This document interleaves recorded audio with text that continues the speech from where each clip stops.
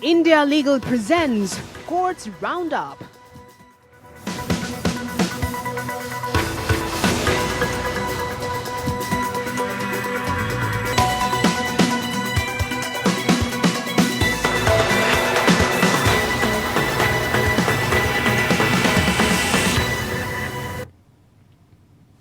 नमस्कार, courts roundup में स्वागत है आपका और मैं हूं आपके साथ नेहा दुबे। इस बुलेटिन में अगले आधे घंटे आपको कोर्ट से जुड़ी तमाम छोटी बड़ी खबरों से करवाएंगे रूबरू। कोर्ट की कार्रवाई और सुप्रीम कोर्ट से लेकर हाई कोर्ट्स और लोअर कोर्ट्स तक के फैसलों को रखेंगे आपके सामने।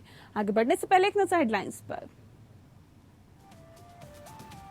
ट्रिब्यूनल रिफॉर्म्स ऑर्डिनेंस पर सुप्रीम कोर्ट के दौरान केंद्र और सुप्रीम कोर्ट एक बार फिर आमने सामने। अटॉर्नी जनरल ने कहा आपके आदेश को संसद कर सकती है खारिज, तो बेंच ने भी दिखाई सख्ती। कोई कानून संविधान सम्मत नहीं तो नहीं।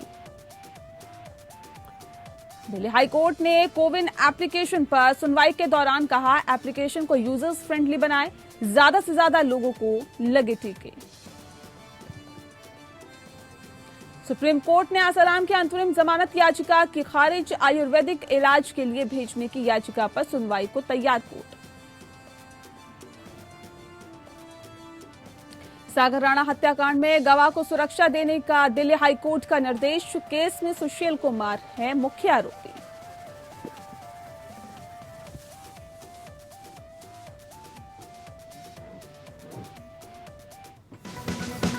India Legal presents Courts Roundup.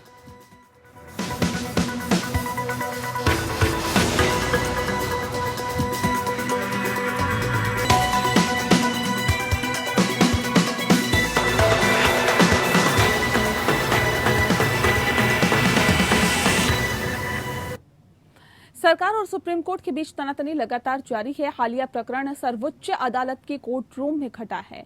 यहां पर ट्रिब्यूनल रिफॉर्म्स ऑर्डिनेंस पर सुनवाई हो रही थी, जिस दौरान justice L Nageswara Rao, justice Hemant Gupta, Ravindra Bhat की बेंच और अटॉर्नी जनरल के वेणुगोपाल के बीच तल्ख टिप्पणियों का आदान प्रदान हुआ। सरकार की तरफ से कहा गया कि सर्वोच्च अदालत भले ही कोई आदेश दे, संसद उसे खारिज कर सकती है, जिस पर बेंच ने एक मत से सख्त टिप्पणियां की। वैसे अभी एक दिन पहले सर्वोच्च न्यायालय ने केंद्र सरकार से कहा था कि मानवाधिकारों के उल्लंघन को अदालत चुपचाप नहीं देख सकती है और वह हस्तक्षेप करेगी, जिसका सरकार ने विरोध किया था। मद्रास बार एसोसिएशन ने tribunal reforms, rationalisation and condition of service ordinance 2021 की धारा 12 और 13 और फाइनेंस एक्ट 2017 की धारा 184 और साथ ही 186(2) को चुनौती मामले की सुनवाई सुप्रीम कोर्ट में हुई। इस दौरान अटॉर्नी जनरल के वेणुगोपाल ने कहा कि सुप्रीम कोर्ट जितने आदेश चाहे कर सकती है, लेकिन संसद को उन निर्णयों को उलटने का अधिकार है। सुनवाई के दौरान विवाद का एक बड़ा बिंदु ये रहा कि अगर फाइनेंस एक्ट की धारा 184(11) को किसी मामले पर बैकडेट से लागू किया जाए तो क्या ऐसा करना सुप्रीम कोर्ट के निर्णयों का उल्लंघन होगा। इस पर जस्टिस हेमंत गुप्ता ने केंद्र सरकार से कहा अगर आप कानून पास कर रही हैं तो उससे क्या इस अदालत के निर्णय अमान्य नहीं हो जाते। जवाब में अटॉर्नी जनरल ने कहा कि मुझे आपको ये बताते हुए खेद हो रहा है, लेकिन आप चाहे जितने आदेश पास कर लें, लेकिन संसद कह सकती है कि आपके निर्णय देश हित में नहीं और वो तदन अनुसार कानून बना सकती है।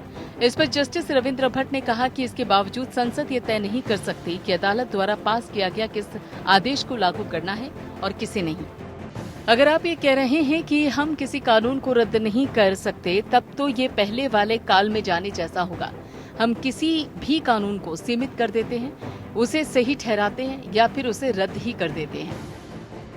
हर शाखा संविधान की व्याख्या करने का काम कर रही है। अगर अदालत कहती है कि कोई कानून संविधान सम्मत नहीं है, तो फिर वो संविधान सम्मत नहीं है। बहस के बीच जस्टिस एल नागेश्वर राव ने अपने साथियों की जैसी ही चिंताएं जताई और कहा कि अगर केंद्र सरकार कोई मुकदमा हारती है तो वो कानून पास करने का विषय नहीं हो सकता।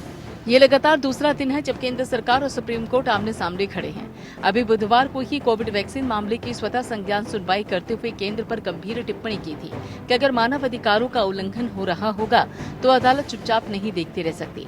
संविधान में ऐसा सोचा ही नहीं गया। सुप्रीम कोर्ट का ये बयान केंद्र सरकार के उस बयान से जोड़कर देखा जा रहा है जब कुछ दिन पहले उसने कहा था कि न्यायपालिका को खुद को अधिशासी निर्णयों से दूर रखना चाहिए।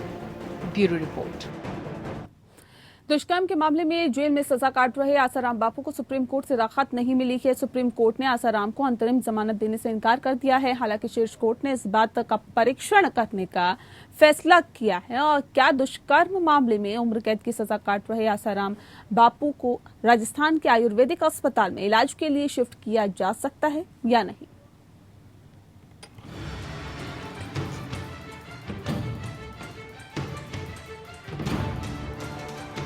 रेप के मामले में आजीवन कारावास की सजा काट रहे आसाराम को सुप्रीम कोर्ट से तगड़ा झटका लगा है। सर्वोच्च अदालत ने उनकी जमानत याचिका को खारिज कर दिया है।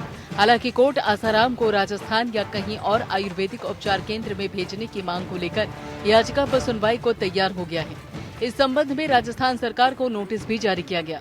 सुप्रीम कोर्ट ने सरकार से 1 हफ्ते के भीतर जवाब मांगा है और कहा है कि वो बाद में जांच करेगा कि क्या बलात्कार के मामले में आसाराम को राजस्थान या कहीं और भेजा जा सकता है। कोर्ट ने मामले में राजस्थान सरकार से 1 हफ्ते में जवाब देने को कहा है।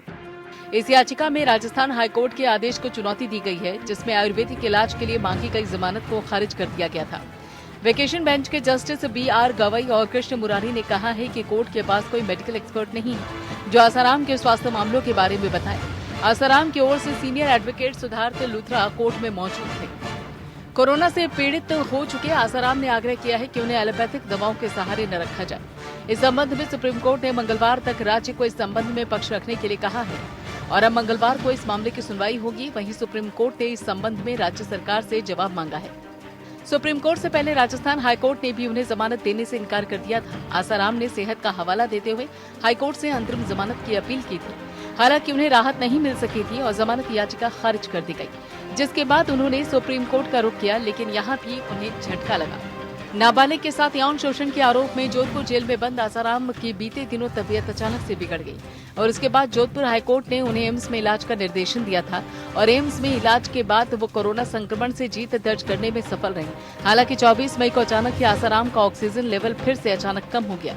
जेल से उन्हें एक बार फिर से एम्स भेजने की तैयारी की गई, लेकिन आसाराम ने एम्स में इलाज कराने से मना कर दिया और इसके बाद आयुर्वेद यूनिवर्सिटी से एक डॉक्टर को बुलाया गया। जांच करने के बाद आसाराम को ऑक्सीजन दी गई, जिसके बाद उनकी सेहत में सुधार हुआ।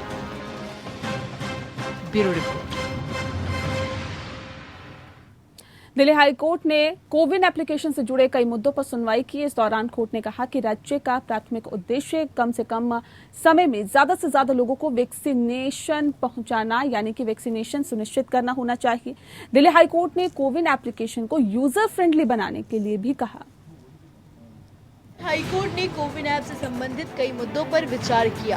इनमें इसकी नतीजा नीति, एक मोबाइल फोन नंबर पंजीकृत करने की अनुमति वाले लोगों की संख्या, कैप्चा चिंताएं आदि शामिल है।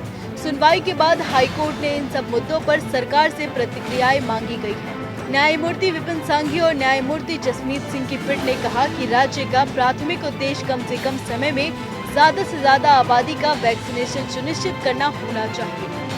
एक मोबाइल फोन नंबर पर केवल 4 लोग ही पंजीकरण कर सकते हैं। यह न्यायालय के समक्ष प्रस्तुत किया गया था कि केवल 4 लोग एक मोबाइल फोन नंबर पर पंजीकरण कर सकते हैं और यह कुल आबादी की तुलना में बहुत कम संख्या है। स्मार्टफोन का उपयोग और संचालन करने वाले कई व्यक्ति कोविड-19 वैक्सीनेशन के लिए खुद का या दूसरों का कोविन पर रजिस्ट्रेशन करने में सक्षम नहीं हो सकते। इस पर केंद्र सरकार की ओर से कहा गया कि संख्या केवल 4 तक सीमित कर दी गई है ताकि बिचौलियों द्वारा वैक्सीनेशन की बुकिंग की जमाखोरी को रोका जा सके। हालांकि कोर्ट ने उनके द्वारा अपनाए गए तर्क को स्वीकार नहीं किया और कम से कम समय में ज्यादा से ज्यादा आबादी का वैक्सीनेशन सुनिश्चित करने के लिए कहा। दूसरा पहलू डाटा गोपनीयता नीति के तहत कोविन आवेदन के संबंध में उठाया। इसमें यह प्रस्तुत किया गया कि इसकी डेटा नीति को तुरंत भारत सरकार की वेबसाइट पोर्टल पर अपलोड किया जाएगा और 4 सप्ताह के भीतर न्यायालय के समक्ष रखा जाएगा।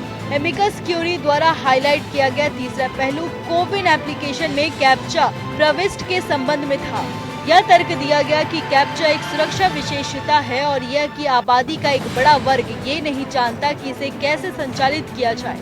विशेष रूप से विकलांग व्यक्ति इसे पढ़ने में सक्षम नहीं हो सकते हैं। इस प्रकार यह प्रस्तुत किया गया कि ऐसे में आवाज सक्षम कैप्चा या OTP प्रौद्योगिकी को अपनाना विकल्प हो सकता है। इस पर अदालत ने प्रतिवादियों से इसकी जांच करने और अगले 10 दिन के भीतर इस संबंध में उचित उपाय करने को कहा।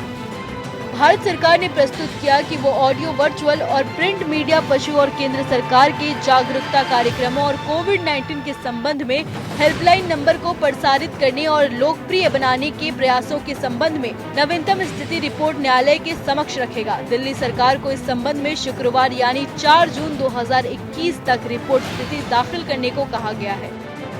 Bureau report.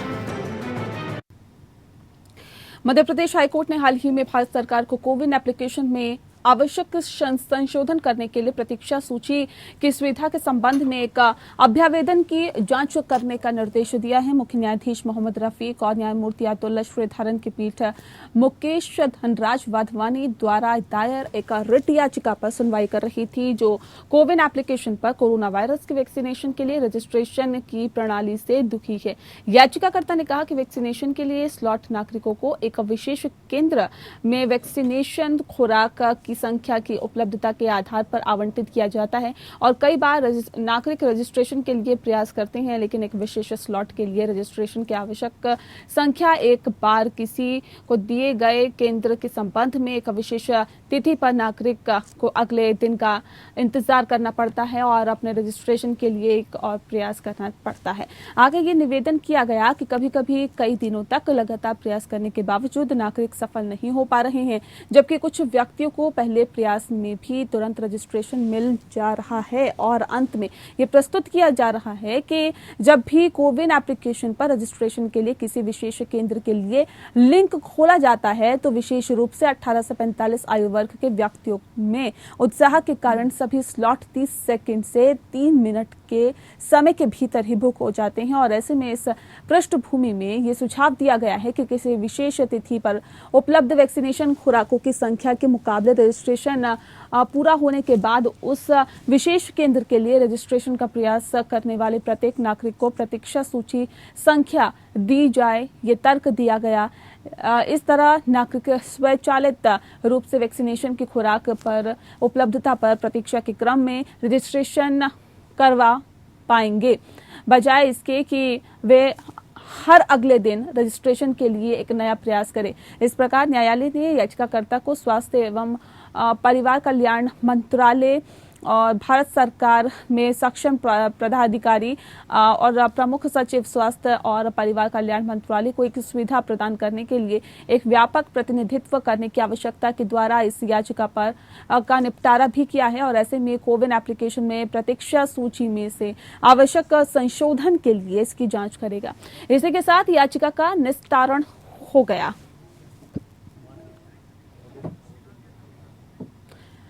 दिल्ली हाईकोर्ट ने दिल्ली सरकार को ओलंपिक पदक विजेता पहलवान सुशील कुमार की कथित संलिप्तता वाले सागर राणा हत्याकांड के मामले में गवाह को गवाह सुरक्षा योजना 2018 के तहत सुरक्षा प्रदान करने के लिए कदम उठाने को कहा है। जस्टिस सुरेश केकैत ने दिल्ली सरकार को 2 जून से 1 सप्ताह के भीतर हत्या मामले में गवाह को योजना के तहत सुरक्षा प्रदान करने के लिए सक्षम प्राधिकार के समक्ष एक आवेदन देने का निर्देश दिया।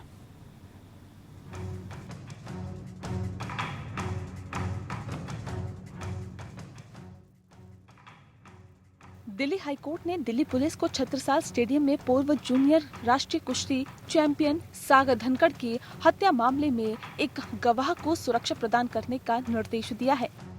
इस मामले में पहलवान सुशील कुमार और उसके सहयोगी अजय कुमार आरोपी है। न्यायमूर्ति सुरेश कुमार कैद की एकल पीठ ने निर्देश दिया कि सक्षम प्राधिकार को आवेदन देने के 1 सप्ताह के भीतर फैसला करना होगा और निर्णय होने तक दिल्ली पुलिस गवाह को सुरक्षा मुहैया कराएगी। इस निर्देश के साथ ही हाईकोर्ट ने गवाह द्वारा सुरक्षा के लिए दाखिल एक याचिका का निपटारा कर दिया। याचिकाकर्ता की तरफ से वकील अजय कुमार पिपानिया और पल्लवी पिपानिया पेश हुए। याचिका में व्यक्ति ने आरोप लगाया कि दिल्ली के छत्रसाल स्टेडियम में जब ये घटना हुई थी तो उस समय सुशील कुमार ने उनकी भी पिटाई की थी। अदालत मामले में दर्ज प्राथमिकी के संबंध में अपने और अपने परिवार के लिए गवाह संरक्षण योजना के तहत सुरक्षा की मांग करने वाले एक गवाह द्वारा दायर याचिका पर विचार कर रही थी। याचिका का निपटारा करते हुए कोर्ट ने राज्य को आदेश की तारीख के 1 सप्ताह के भीतर योजना के तहत याचिकाकर्ता को सुरक्षा प्रदान करने के लिए उचित कदम उठाने का निर्देश दिया जाए। दिल्ली के छत्रसाल स्टेडियम में 4 मई की रात दिल्ली के मॉडल टाउन थाने के इलाके में पहलवान सुशील कुमार और उसके साथियों ने कथित तौर पर एक फ्लैट के सागर राणा और उसके दोस्तों सोनू मोहाल और अमित कुमार का अपहरण कर लिया था और फिर छत्रसाल स्टेडियम में ले जाकर उनकी बेरहमी से पिटाई की थी। इसमें सागर बुरी तरह से घायल हो गया था और इलाज के दौरान सागर की मौत हो गई थी। सुशील कुमार को 23 मई को गिरफ्तार कर लिया गया था। सुशील फिलहाल पुलिस हिरासत में है। दिल्ली पुलिस की क्राइम ब्रांच छत्रसाल स्टेडियम में हुए विवाद से संबंधित मामले की जांच कर रही है। गिरफ्तारी से बचने के लिए उन्होंने गत 18 मई को रोहिणी कोर्ट में अग्रिम जमानत याचिका दायर की थी, लेकिन अदालत ने उनकी ये याचिका खारिज कर दी थी। दिल्ली की एक अदालत ने हत्या के मामले में सुशील कुमार और अजय कुमार के लिए 3 दिन की पुलिस हिरासत की मांग करने वाली दिल्ली पुलिस की याचिका को ठुकराते हुए बुधवार को दोनों को न्यायिक हिरासत में भेज दिया था। Bureau report.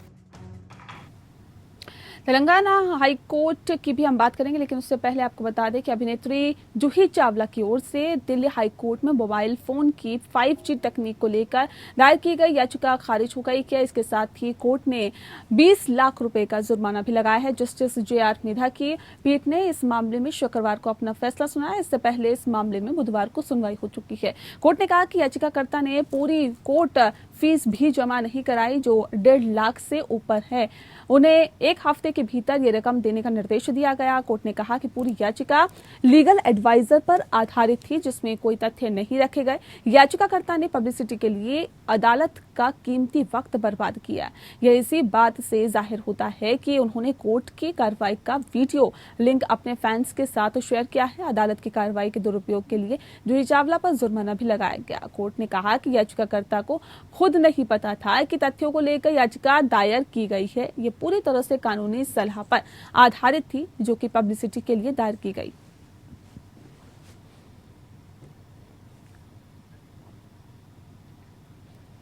तेलंगाना हाईकोर्ट ने मौखिक रूप से राज्य सरकार को वकीलों और उनके क्लर्क टाइपिस्टों को लॉकडाउन प्रतिबंधों से छूट देने का निर्देश देते हुए कहा कि यदि कोई पुलिस अधिकारी किसी वकील को अपमानित करता हुआ पाया जाता है तो इससे गंभीरता से निपटा जाएगा।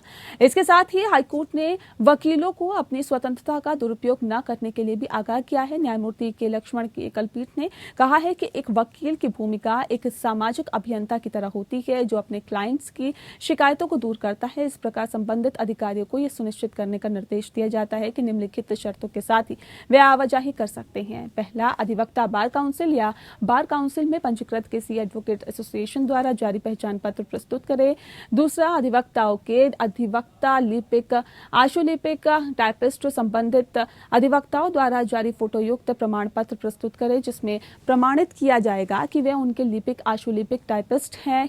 यह आदेश तेलंगाना सरकार उस निर्देश के बाद आया है जिसमें उसने अधिवक्ताओं को आधिकारिक उद्देश्य के लिए केवल दोपहर 2 बजे से शाम 5 बजे तक के लिए संबंधित आयुक्त अधीक्षक S द्वारा जारी किए जाने वाले ई-पास के आधार पर अपने निवास से कार्यालय में जाने की अनुमति दी। ये निर्देश दिल्ली और केरल के हाईकोर्ट द्वारा पारित हालिया आदेशों से प्रेरणा लेता है, जिसमें अधिवक्ताओं और उनके क्लर्कों को लॉकडाउन के दौरान अदालतों में आने जाने की अनुमति देता है। अगर फिजिकल बैठकों के अधिसूचित किया जाता है, बशर्ते वे पहचान पत्र के साथ निर्धारित प्रारूप में एक वचनबद्ध रखते हैं।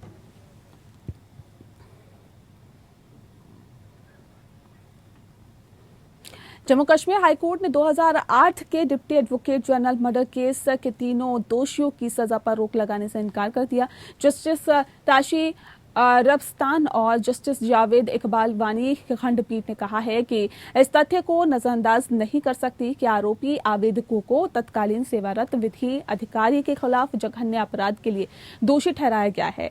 इसने आगे उल्लेख किया है कि इन्हें पूरी तरह से ट्रायल के बाद ट्रायल कोर्ट द्वारा परिस्थिति जन्य मेडिकल और वैज्ञानिक साक्ष्य के मूल्यांकन पर लगभग 12 वर्षों तक दोषी ठहराया गया था। पीठ ने दोहराया कि CRPC की धारा 389 के तहत अपीलीय न्यायालय द्वारा सजा को निलंबित करने की शक्ति विवेकाधीन क्षेत्राधिकार प्रदान करती है और इसे संयम से प्रयोग किया जाना चाहिए। तीनों आरोपी विशाल शर्मा, अशोक कुमार और अमरीश कजूरिया को जम्मू कश्मीर के तत्कालीन उप महाधिवक्ता अजीत डोगरा की आपराधिक साजिश और हत्या के लिए दोषी ठहराया गया था।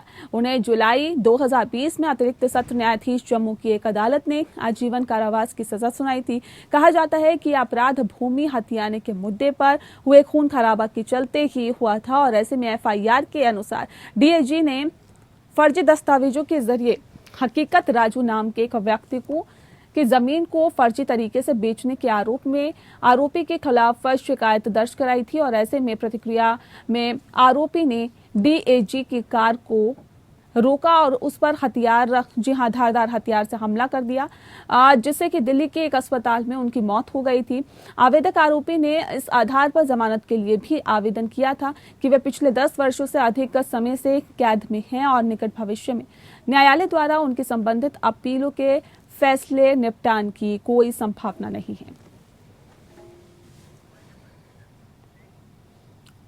और इसी के साथ फिलहाल इस बुलेटिन में इतना ही। नमस्कार। India Legal presents Courts Roundup.